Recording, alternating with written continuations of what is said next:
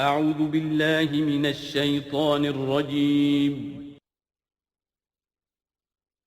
بسم الله الرحمن الرحيم.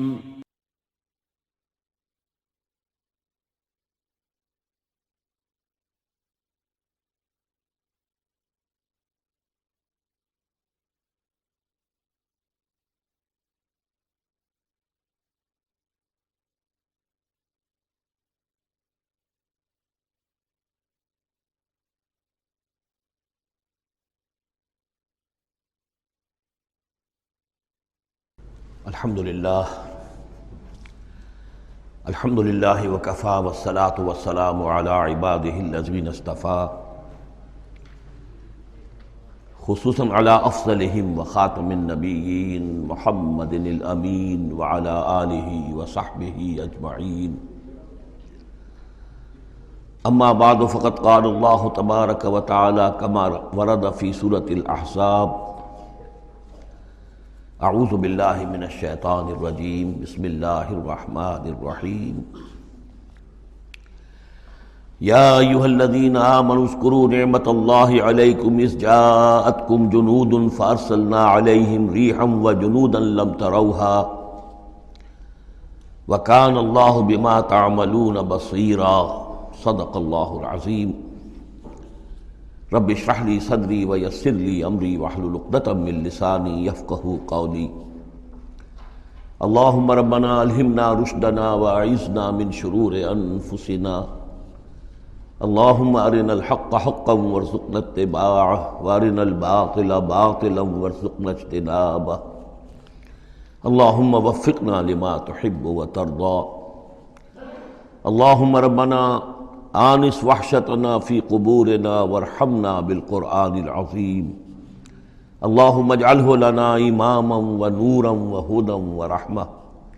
اللہم ذکرنا منہ ما نسینا وعلمنا منہ ما جہلنا وارزقنا تلاوتہ آناء اللیل واطراف النہار واجعلہ لنا حجتا یا رب العالمین. آمین. سورہ احزاب کے پہلے رکوع کا ہم ترجمہ کر چکے ہیں اور میں بتا چکا ہوں آپ کو کہ اس کا جو مضامین کا سلسلہ ہے وہ اب چوتھے رکوع کے ساتھ جڑے گا. درمیان میں جو دو رکوع آئے ہیں، دوسرا اور تیسرا، یہ دونوں غزوہ احزاب کے ضمن میں ہیں. غزوہ احزاب کا بھی جو کچھ مختصر سا تاریخی پس منظر اور اس کے حالات میں آپ کو بتا چکا ہوں کہ اللہ تعالیٰ نے ایسی سچویشن پیدا فرما دی کہ جس میں مسلمانوں کے لیے شدید ترین اور سخت ترین امتحان ہو گیا.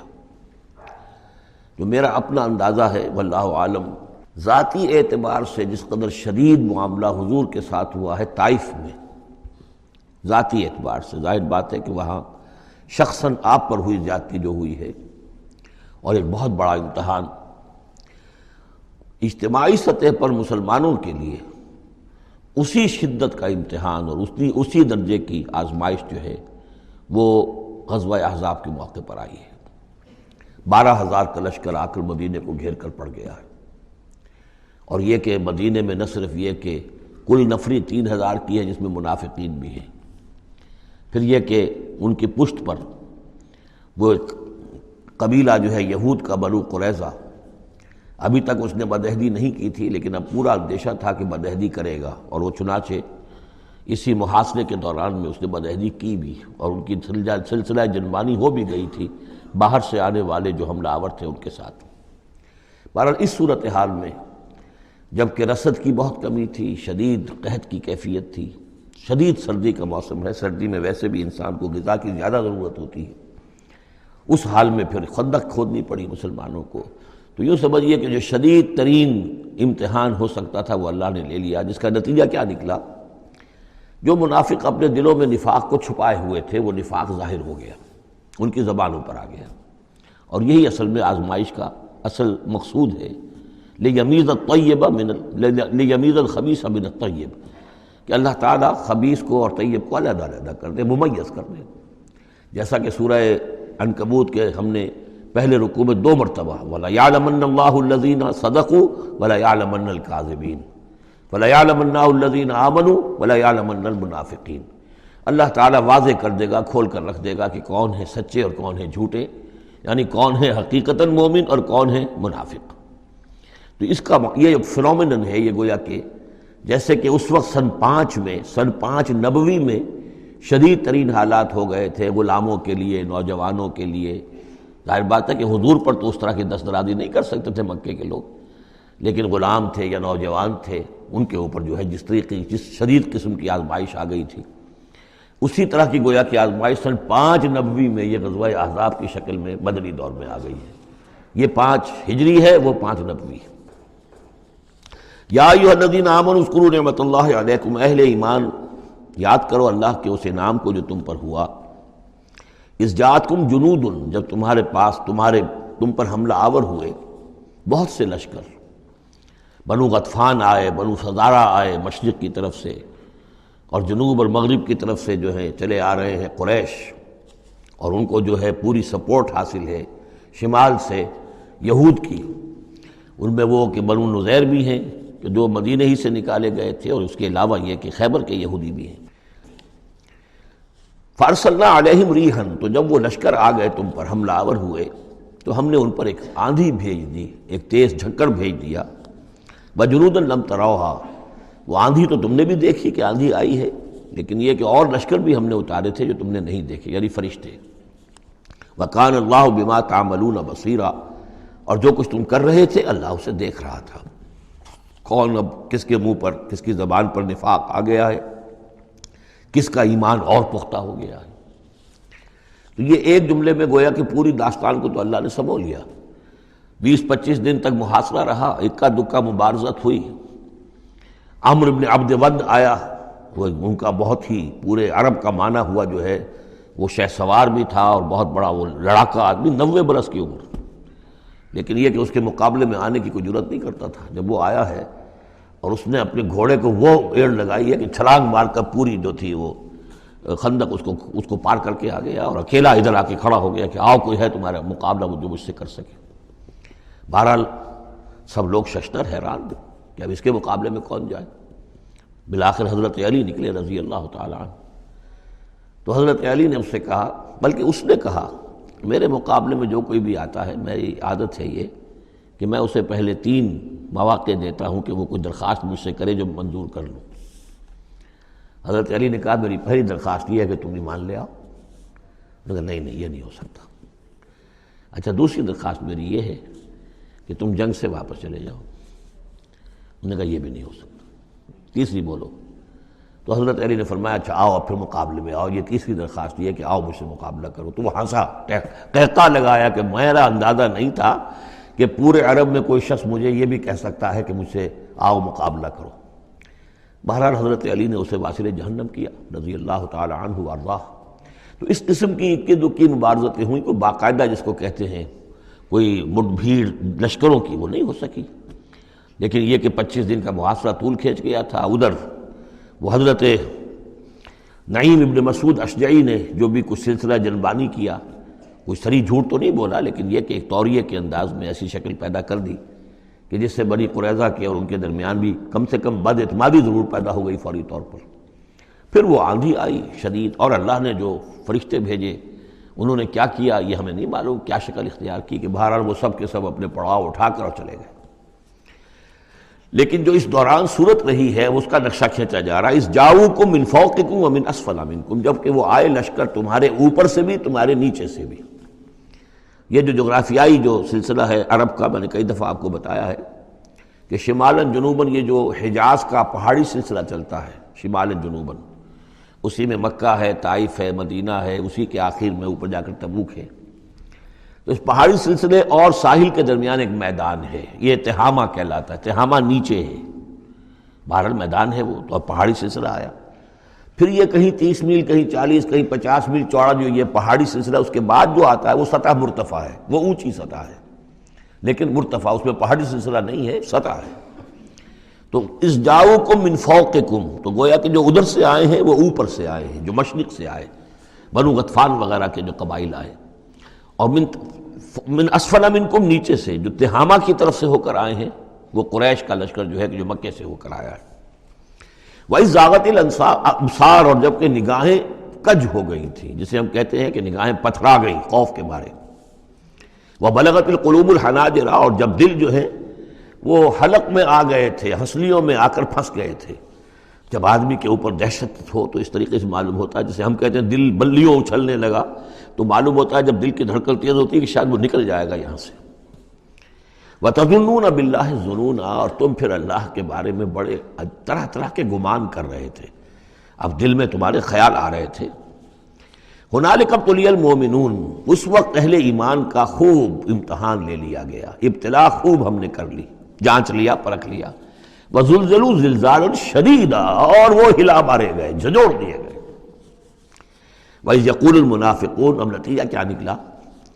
جبکہ کہہ رہے تھے وہ منافق، وَالَّذِينَ فِي قُلُوبِهِم مَرَضٌ، اور جن کے دلوں میں روگ تھا، مَا وَعَدَنَا اللَّهُ وَرَسُولُهُ إِلَّا غُرُورًا، ہم سے اللہ اور اس کے رسول نے جو وعدے کیے تھے جھوٹے ثابت ہوئے، ہمیں سبز باغ دکھا کے مروا دیا اللہ نے اور اس کے رسول نے.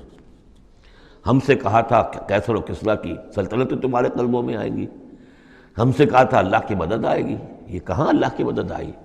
بعض منافقین نے کہا ہمارا حال تو یہ کہ ہم قضائے حاجت کے لیے باہر نہیں جا سکتے ہیں، ہم مدینے کے اندر محصور ہو گئے ہیں. ظاہر بات ہے کہ سینیٹیشن کا بھی کوئی نظام نہیں تھا، کس قدر وہاں پر اس سے ایک مسئلہ پیدا ہو چکا ہو، باہر نکل نہیں سکتے بالکل، تو قضائے حاجت وغیرہ بھی وہیں ہو رہی ہے. یہ ان کے منہ پر جو ہے، ان کی زبانوں پر جو اندر کا خبث تھا، اندر کی گندگی تھی، زبانوں پر آ گئی. ما وعدنا اللہ ورسولہ الا غرورا، نہیں وعدہ کیا تھا ہم سے اللہ اور اس کے رسول نے مگر جھوٹا، دھوکے کا وعدہ. وَإِذْ قَالَتْ طَائِفَةٌ مِّنْهُمْ يَا أَهْلَ يَثْرِبَ، اور جبکہ ان میں سے ایک گروہ یہاں تک کہہ رہا تھا اے یثرب والو، لا مقام لکم فارجعوا، اب تمہارا کوئی ٹھکانہ نہیں ہے، لوٹ جاؤ یہاں سے، کہاں تم مقابلہ کر سکتے ہو، یہ 12,000 کا لشکر آ گیا، کوئی ممکن ہے، کوئی امکان تمہیں نظر آتا ہے تو کسی طریقے سے کہیں سے بھاگنے کے لیے راستہ تلاش کرو. وَيَسْتَأْذِنُ فَرِيقٌ مِّنْهُمْ النَّبِيَّ، اور ان میں سے ایک گروہ جو ہے آ کر نبی سے اجازت طلب کر رہا تھا. یقولون ان بیوتنا عورا، اور وہ کہہ رہا تھا کہ ہمارے تو گھر کھلے پڑے ہوئے ہیں، یعنی گھروں کو اندیشہ ہے، گھروں کے اوپر پیچھے سے بنو قریظہ کے لوگ حملہ آور ہو جائیں، ہماری عورتیں وغیرہ جو ہم نے چند حویلیوں کے اندر جن کو جمع کیا ہے. آپ نے یہی کیا تھا حضور نے صلی اللہ علیہ وسلم، خواتین کو بچوں کو ایک ایسی جگہ پر کہ جہاں وہ وسطی علاقہ تھا مدینے کا، اور وہاں بڑی کوئی حویلی تھی اس میں جمع کر دیا تھا. تو اب وہ تو ہمیں تو اندیشہ ہے، ہمارے گھر خالی پڑے ہوئے ہیں، اس کے اوپر حملہ ہو سکتا ہے. وما ہی اب عورا، حالانکہ وہ نہیں کھلے پڑے ہوئے تھے، اللہ تعالیٰ نے اور اللہ کے رسول نے پہرے وغیرہ کا بندوبست کیا ہوا تھا. ان یریدون الا فرارا، حقیقت میں وہ فرار چاہتے تھے، بھاگنا چاہتے تھے. یہ تو بہانہ تھا جو بنا رہے تھے، اصل میں جنگ سے پیٹھ دکھا کر بھاگنا مقصود تھا. وَلَوْ دُخِلَتْ عَلَيْهِمْ مِنْ أَقْطَارِهَا، اور اگر کہیں داخلہ ہو ہی گیا ہوتا دشمن کا اس مدینے کے اندر اس کے چاروں طرف سے، ثُمَّ يُسْئِلُ الْفِتْنَةَ، اور پھر ان سے مطالبہ کیا جاتا فتنے کا، یعنی ارتداد کا.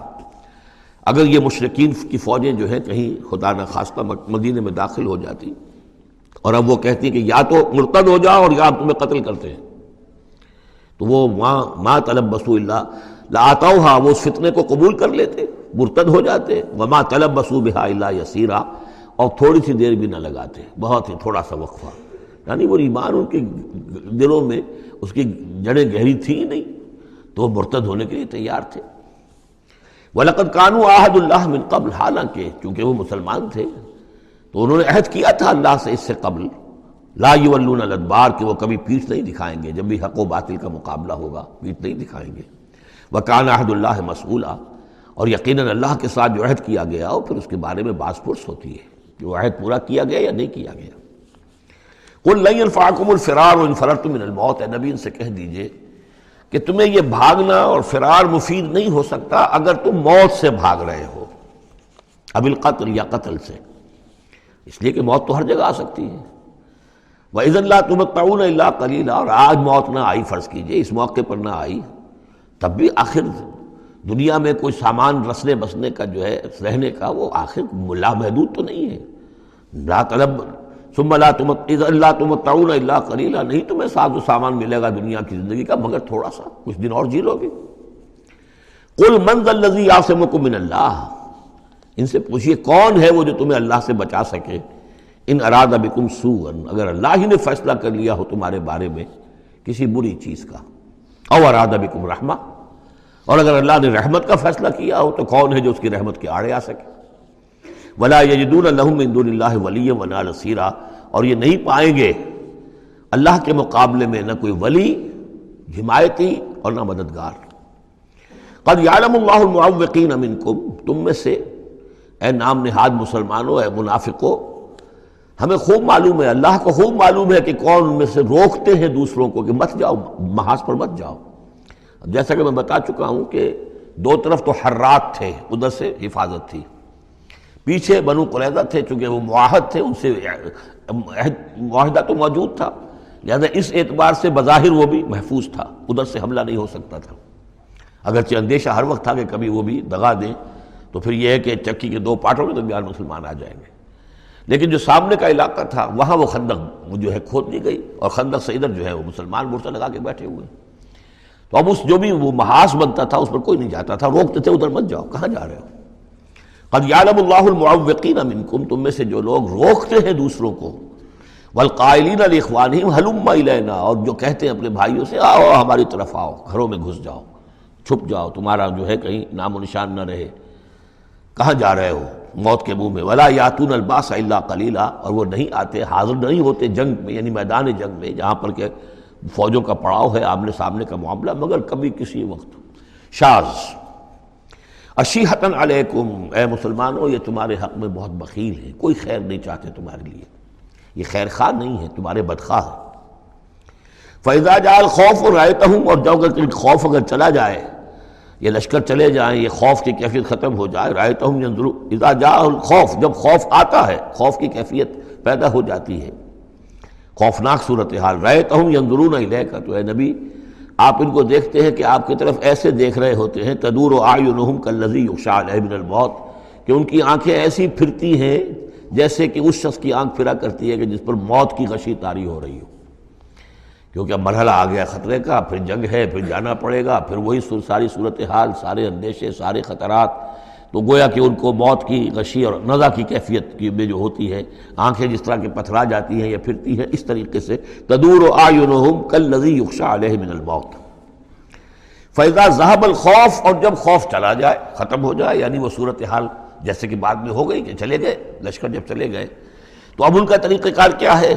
وَإِذَا ذَهَبَ الْخَوْفُ سَلَقُوكُمْ بِأَلْسِنَةٍ حِدَادٍ، اب وہ تم پر پل پڑتے ہیں اپنی لوہے کی زبانوں کے ساتھ، یعنی زبانیں قینچیوں کی طرح چلنی شروع ہو جاتی ہیں، مسلمانوں پر تنقید بھی ہے، اپنے ایمان کا اظہار بھی ہے، چرب زبانی بھی ہے، تو حداد لوہے کی جیسے ان کی زبانیں لوہے کی ہوں، تو ہمارے محاورے میں قینچی کی طرح زبان کا چلنا۔ سلق جو ہے عربی محاورے میں، عربی لغت میں آتا ہے بسطن بقہر اما بالید او باللسان، کسی کے پر حملہ آور ہونا یا ہاتھ سے یا زبان سے، تو سلقوکم بألسنۃ حداد اشیۃ علی الخیر، اور پھر جو بھی کوئی مال غنیمت ہوگا اس کے اوپر یہ ایسے ہوں گے، جھکے پڑیں گے کہ مال سارا ہمیں ہی مل جائے۔ اولئک لم یؤمنوا، یہ وہ لوگ ہیں کہ جو حقیقتاً ایمان نہیں لائے۔ فاحبط اللہ اعمالہم، تو اے نبی انہوں نے اس کیفیت میں جو بھی کوئی نیکیاں کی ہیں، بظاہر نیکیاں، آپ کے امامت میں نمازیں بھی تو پڑھی ہیں نا انہوں نے، آخر مدینہ منورہ میں وہ نمازیں پڑھتے تھے منافق، کس کی امامت میں؟ محمد رسول اللہ کی امامت میں، کس مسجد میں؟ مسجد نبوی میں، لیکن ان کے سارے اعمال حبط ہو گئے۔ فاحبط اللہ اعمالہم، اللہ نے ان کے تمام اعمال اکارت کر دیے۔ وَكَانَ ذَلِكَ عَلَى اللَّهِ يَسِيرًا، اور یہ چیز اللہ پر بہت آسان ہے۔ يَحْسَبُونَ الْأَحْزَابَ لَمْ يَذْهَبُوا، جبکہ جا چکے ہیں لشکر، ان کا حال یہ ہے کہ ان کے اوپر ابھی تک خوف طاری ہے، جیسے ہوتا ہے کہ کسی بڑے حادثے کے بعد بھی بہت دیر تک اعصاب کے اوپر جو ہے وہ ایک طرح کی کپ کپی طاری رہتی ہے، انسان کے سنسناہٹ سی رہتی ہے، اتنا بڑا حادثہ ہوا ہے۔ يَحْسَبُونَ الْأَحْزَابَ لَمْ يَذْهَبُوا، یہ سمجھتے ہیں کہ وہ گئے نہیں ہیں، کہیں ادھر چھپ گئے ہوں، کہیں پھر دوبارہ آ رہے ہوں، کہیں حملہ دوبارہ تو نہیں کر رہے ہیں، یہ کوئی ان کے ٹیکٹیکل موو تو نہیں تھی کہ ذرا پیچھے ہٹ کے پھر حملہ آور کریں۔ يَحْسَبُونَ الْأَحْزَابَ لَمْ يَذْهَبُوا، یہ سمجھتے ہیں کہ وہ لشکر گئے نہیں ہیں۔ وَإِن يَأْتِ الْأَحْزَابُ، اور اگر کہیں دوبارہ وہ لشکر جو ہیں وہ فوجیں جو ہیں دوبارہ کہیں حملہ آور ہو جائیں، يَوَدُّوا لَوْ أَنَّهُمْ بَادُونَ فِي الْأَعْرَابِ، تو ان کی بڑی خواہش ہوگی کاش کہ ہم مدینے کو چھوڑ کر کہیں ریگستانوں میں چلے گئے ہوتے، اور کہیں نخلستانوں میں جا کر عراب کی حیثیت کے ساتھ ہم ان کے ساتھ چلے گئے ہوتے، بادیہ نشینوں کے پاس۔ یسألونک عن انبائکم، اور وہاں سے اے مسلمانوں تمہاری خبریں معلوم کرتے رہتے، اب کیا ہوا، اونٹ کس کروٹ بیٹھا۔ وَلَوْ كَانُوا فِيكُمْ مَا قَاتَلُوا إِلَّا قَلِيلًا، اور اگر یہ تمہارے درمیان موجود بھی رہے تو قتال میں تو حصہ نہیں وہ لیتے مگر شاس دکھانے کے لیے، خانہ پوری جسے ہم کہتے ہیں۔